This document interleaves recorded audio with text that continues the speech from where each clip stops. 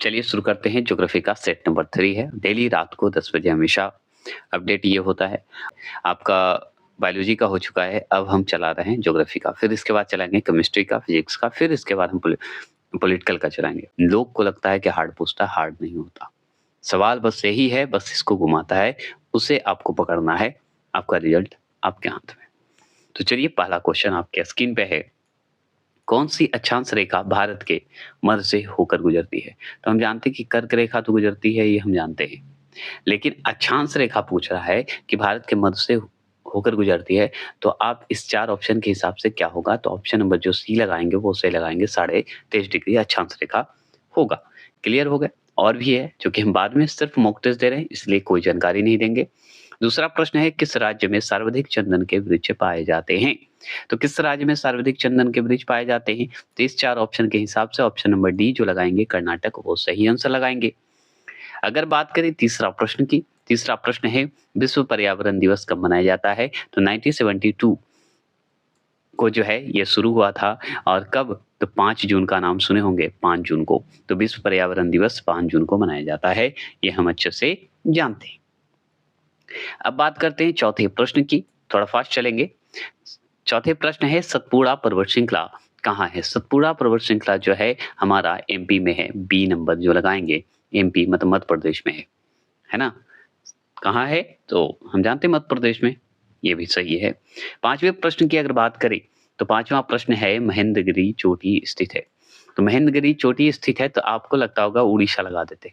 देखिए राज्य तो थोड़ी पूछ रहा है, तो कहाँ चोटी स्थित है? तो पूर्वी घाट में स्थित है। ठीक है? कहाँ? पूर्वी घाट में स्थित है। क्लियर हो गए? कोई दिक्कत नहीं ना? चलिए, आगे बात करते हैं छठे प्रश्न की। छठा प्रश्न क्या है कि दक्षिण भारत की सबसे ऊँची चोटी है। तो दक्षिण भारत की सबसे ऊँची चोटी कौन-सी है? इस 4 ऑप्शन के हिसाब से बताइए। तो जैसे ही दक्षिण भारत को होगी, साउथ तरफ की बात होगी, साउथ इंडिया तरफ की, तो अन्नामुडी आप देखे होंगे सबसे ऊँची चोटी मानी जाती है। क्लियर हो गया छठे प्रश्न का ए लगाए तो। चलिए 7वें प्रश्न की अगर बात करते हैं, तो 7वां प्रश्न है भारत में सबसे कम आबादी वाला राज्य है। तो भारत में सबसे कम आबादी वाला राज्य आपको बहुत ही सिंपली आप जानते हैं कि कौन है? आपका सिक्किम है, सबसे कम आबादी वाला। आगे बात करते हैं 8वां प्रश्न। 8वां प्रश्न है कि क्षेत्रफल की दृष्टि से भारत का सबसे छोटा राज्य कौन-सा है? ये 2011 की जनगणना के हिसाब से सिक्किम आंसर है, ठीक है? क्षेत्रफल की दृष्टि से अगर भारत का सबसे छोटा राज्य अगर पूछे, तो हम जानते हैं गोवा सबसे छोटा राज्य है। 8वां प्रश्न का जो सी लगाएँगे, वो सही लगाएँगे। ये सब ईज़ी क्वेश्चन है ना? 9वां प्रश्न है सबसे लंबी तटीय रेखा वाला राज्य कौन-सा है? तो सबसे लंबी तटीय रेखा अगर है तो जीटी का है, गुजरात का है, जो कि ए लगाएँगे वो सही लगाएँगे।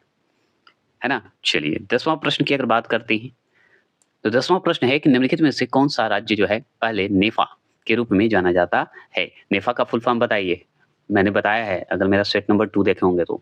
तो बताइएगा नेफा के नाम से कौन जाना जाता है? तो अरुणाचल प्रदेश। अरुणाचल प्रदेश नेफा के नाम से ही जाना जाता है और इसको राज्य का दर्जा मिला था बाद में। ठीक है? और किससे अलग हुआ था? असम से अलग होके, है ना? चलिए आगे बात करते हैं। 11वां प्रश्न की बात करें, 11वां प्रश्न है चंडीगढ़ नगर का वास्तुविद कौन है?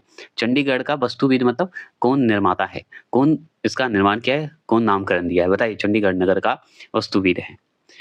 11वां प्रश्न का जवाब दीजिए तो डी कॉर्ब्यूसियर नाम है, पूरा नाम कॉर्ब्यूसियर। चलिए 12वां प्रश्न देखिए, 12वां प्रश्न है कि निम्नलिखित में से कौन-सा राज्य जो है समुद्रीय उत्पादों का सबसे बड़ा उत्पादक है? समुद्रीय उत्पादों का सबसे बड़ा उत्पादक है। बहुत अच्छा क्वेश्चन है। 12वां प्रश्न का जवाब दीजिए तो बी केरल। केरल है, बहुत अच्छा है, ये आप जान लीजिए। ठीक है, ये बहुत अच्छे से इस्तेमाल करता है, आप देखे होंगे। 13वां प्रश्न की बात करें तो भारत का कौन-सा शहर जो है सांस्कृतिक घुलन केंद्र कहा जाता है? सांस्कृतिक घुलन केंद्र कहा जाता है, किसे कहा जाता है? कौन से शहर को? तो इसका नाम सुनते ही आपको हैदराबाद को याद आया होगा, हैदराबाद को कहा जाता है घुलन केंद्र। चलिए 14 प्रश्न, रेल के डिब्बे कहाँ बनाए जाते हैं? देखिए रेल के इंजन वाराणसी, रेल के डिब्बे की बात हो रही है। अब रेल के डिब्बे की बताइए इस 4 ऑप्शन के हिसाब से तो बताएँगे। रेल के इंजन की बात हुई तो हम वाराणसी याद रखते हैं। देखिए रेल के डिब्बे की बात हो रही है, तो बताइए। तो इसका आंसर कपूरथला, कपूरथला तथा पेरमदूर, पेरमदूर दूर बोला जाता है। देखिए 15वां प्रश्न है, अनुसूपा एक गर्म पानी का स्रोत है, उड़ीसा के किस जिले में स्थित है? बहुत अच्छा है, बताइएगा उड़ीसा के कौन से जिले में है? अनुसूपा एक गर्म पानी का स्रोत है, बताइए 15वां प्रश्न का। तो सी नंबर कटक, कटक में है। आप जाइएगा कटक घूमने, मतलब उड़ीसा में कटक जाइएगा ना तो वहाँ मिलेगा। अब देखिए 16वां प्रश्न है, उरी पनबिजली परियोजना अवस्थित है, तो उरी कहाँ था? उरी स्टोरी भी है, उरी फ़िल्म भी है। बताइए उरी कहाँ था? ये घटना, उरी वाली जो घटना सुनते हैं फ़िल्म में, कहाँ थी? जम्मू कश्मीर में, तो जम्मू कश्मीर आंसर होगा। तो जम्मू कश्मीर में उरी पनबिजली परियोजना कहाँ है? जम्मू कश्मीर में। ए आंसर जो लगा है। 17वां प्रश्न की अगर बात करें, 17वां प्रश्न है कि निम्नलिखित राज्यों में से किसमें श्रीहरिकोटा स्थित है? तो श्रीहरिकोटा कहाँ स्थित है? श्रीहरिकोटा आंध्र प्रदेश, श्रीहरिकोटा आंध्र प्रदेश, ऐसे लोग याद करते हैं, तो आप भी याद कर लीजिए। ये फन के लिए थोड़ा मैंने बोला। चलिए 18वां प्रश्न की बात करूँ। 18वां प्रश्न है, टिड्डागढ़ जाना जाता है। टिड्डागढ़ जो है वो किस नाम से जाना जाता है? क्यों जाना जाता है? बताइए इस 4 ऑप्शन के हिसाब से 18वां प्रश्न का। तो 18वां प्रश्न का ऑप्शन नंबर 1 कागज उद्योग के लिए जाना जाता है। ठीक है, 19वां प्रश्न की बात करते हैं। 19वां प्रश्न भी फेमस है, भारत में मीठे पानी की सबसे बड़ी झील जो है कौन-सी है? बताइए। भारत में मीठे पानी की सबसे बड़ी झील अगर पूछे कौन-सी है? तो वो है हमारा सी बुलर झील। बुलर झील जो है हमारा मीठे पानी का झील है। अब ये बताइए कि बुलर झील है कहाँ? चिल्का झील तो आप जानते हैं उड़ीसा में बहुत ईज़ी है। सांभर झील भी मानते हैं कि राजस्थान में आप जानते होंगे। लेकिन डल झील और बुलर झील बताइए कहाँ है? 20वां प्रश्न है कि भारत में शंकुधारी वन कहाँ पाए जाते हैं? तो भारत में अगर शंकुधारी वन अगर पूछे कि कहाँ पाया जाएगा, तो इस ऑप्शन के हिसाब से आप जानते हैं बहुत अच्छे से, बताइए। तो इसका आंसर सी हिमालय में। शंकुधारी वन कहाँ पाया जाएगा? हिमालय में ही ना, पहाड़ी क्षेत्र में। 21वां प्रश्न की बात करते हैं, 21 क्वेश्चन में। कश्मीर की ग्रीष्मकालीन राजधानी कौन है? तो ग्रीष्मकालीन राजधानी 2 राजधानी है, तो ग्रीष्मकालीन राजधानी आपसे पूछ दिया। तो कालीन राजधानी अगर पूछे ना तो श्रीनगर टिक लगा दीजिएगा, इसमें क्या सोचना है ना? 22वां प्रश्न की बात करते हैं। बहुत अच्छा क्वेश्चन और बहुत सिंपल क्वेश्चन, नाथुला दर्रा किस राज्य में है? तो नाथुला दर्रा किस राज्य में है? बताइए 22वां प्रश्न का। तो बी सिक्किम में है, और क्या, नाथुला दर्रा। और दर्रे को याद कर लीजिए, दर्रा आया मतलब दर्रे से बहुत सवाल पूछेगा। 23वां प्रश्न है, विख्यात दिलवाड़ा मंदिर कहाँ स्थित है? विख्यात जो दिलवाड़ा मंदिर है वो कहाँ स्थित है? 23 का जवाब दीजिए। तो 23 का आंसर का जवाब आपके पास है डी, राजस्थान में। दिलवाड़ा मंदिर कहाँ है? राजस्थान में, जो कि जैन के लिए है ना, जैन से संबंधित है। 24 काजीरंगा किस राज्य में है? तो काजीरंगा, काजीरंगा राष्ट्रीय उद्यान है ना। तो 24 का आंसर का जवाब ए असम में, काजीरंगा असम। चलिए 25 क्वेश्चन नंबर, भारत में चंदन की लकड़ी के लिए प्रसिद्ध राज्य कौन सा है? तो चंदन के लिए अभी जस्ट पढ़े हैं कर्नाटक, है ना। चंदन की लकड़ी के लिए जो कि फेमस है कर्नाटक। ठीक है, 25 का क्या लगाया आप? शी। चलिए आगे बात करते हैं 26। 26 है कि निम्न में से कौन सा राज्य जो है गैर सहतूत मतलब नान मलवारी, जिसे गैर सहतूत मतलब उसे एक और नाम से जानते हैं नान मलवारी, रेशम उत्पादित करता है। तो रेशम उत्पादित करता है, यह गैर सहतूत जो है ये रेशम उत्पादित करता है। तो किस राज्य में है? कौन सा राज्य में है? ये पूछ रहा है आपसे 26 का। तो उड़ीसा में है। कहाँ है? उड़ीसा में। ठीक है, अगर बात करें यहाँ पे देखिए 27 क्वेश्चन नंबर की बात करते हैं। तो भारत में खाद्य की सर्वाधिक खपत किस राज्य में होती है? तो किस राज्य में होती है खाद्य की भारत में? तो पंजाब में, क्योंकि पंजाब में खेती होती है ना। चलिए 28 क्वेश्चन नंबर, 28 क्वेश्चन नंबर है कि फॉरेस्ट रिसर्च सेंटर का मुख्यालय कहाँ है? बताइए। फॉरेस्ट रिसर्च सेंटर का मुख्यालय कहाँ है? बताइए। D Dehradun, D Dehradun. 29 question number है कि टीका एवं साल किस जंगल के प्रधान वृक्ष होते हैं उसे जाना जाता है? तो बताइए किस मतलब होता है वो कहाँ होता है? बताइए उसे किस नाम से जाना जाता है? ये पूछ रहा है 29 का। तो सी उष्णकटिबंधीय आर्द्र पतझड़ी के रूप में होता है, पतझड़ी के रूप में जाना जाता है। ठीक है, झूम है, झूम तो हम जानते हैं खेती है, तो झूम है, क्या है झूम? झूम जनजाति तो नहीं है, कृषि का एक तरीका है झूम खेती। झूम खेती के नाम से सुने हैं, तो झूम क्या है? कृषि का एक तरीका है, मतलब खेती का एक तरीका है। 30वां प्रश्न का डी। ठीक है, अगर बात करें 31 क्वेश्चन में, 31 क्वेश्चन नंबर है कि भारत में किस खाद्य फसल का उत्पादन सबसे अधिक होता है? सबसे अधिक बताइए, सबसे अधिक होता है। 31 का आंसर का जवाब देंगे।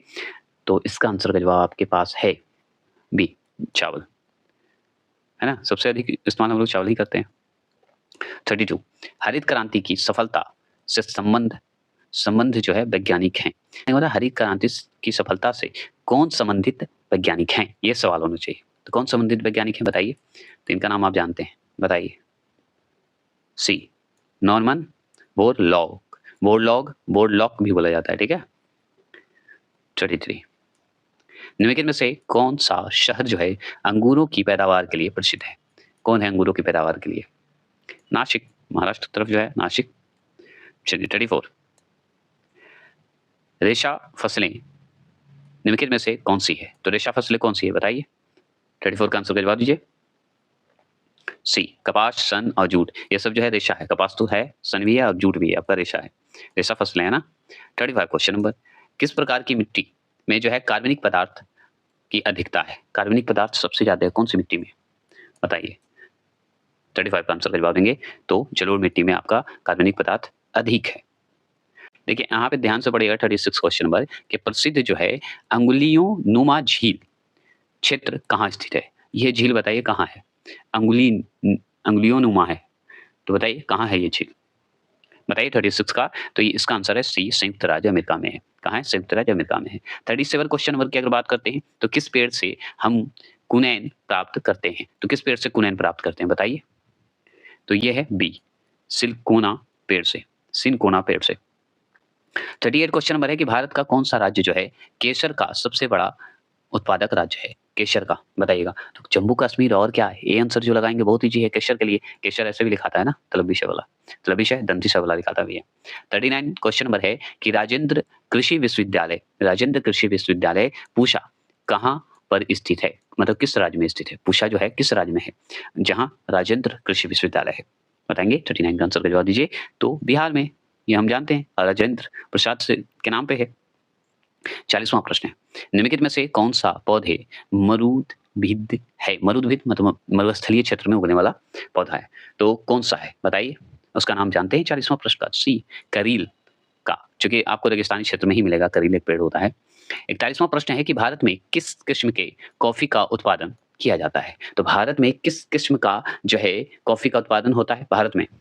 तो हम बहुत अच्छे से जानते हैं उसके बारे में। एराविका जो है कॉफी होता है और वो भारत में होता है। 42, भारत में रबड़ का सबसे बड़ा उत्पादक राज्य है?